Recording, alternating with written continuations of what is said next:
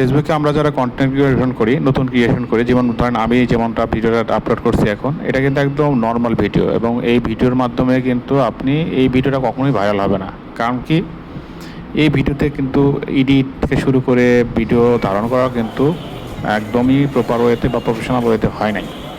তারপরেও যদি যারা ভালো করে ভিডিও এডিট করতে পারে, তাদের মতো যদি আপনি করতে পারেন এডিট, তাহলে কিন্তু আপনার ভিডিওটা ভাইরাল হওয়ার সম্ভাবনা আছে। তো এইভাবেই ভিডিও বানিয়ে কোনোদিনও আপনার ভাইরাল হবে না। আমি জাস্ট শুধু দেখানোর জন্য আপনাদেরকে এই ভিডিওটা উপহার দিচ্ছি।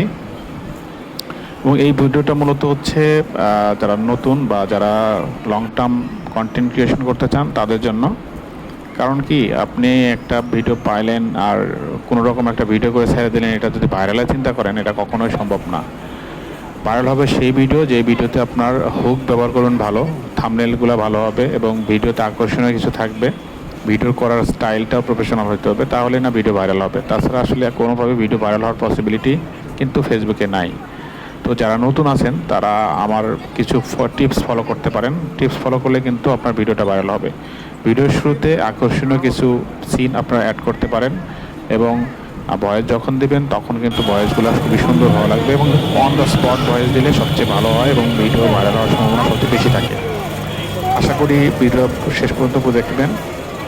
আর যারা নতুন আছেন পেজে অবশ্যই ফলো করবেন, কমেন্টস করবেন, আপনার পেজের এঙ্গেজমেন্ট, রিচ এঙ্গেজমেন্ট সবই বাড়বে।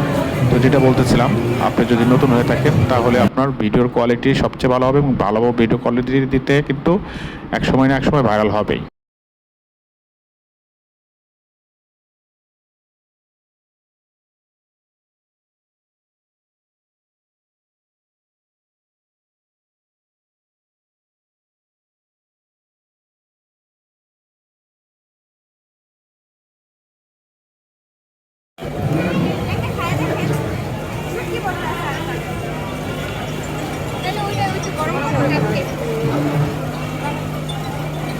কিসের মেলা, মানে কারা অর্গানাইজার?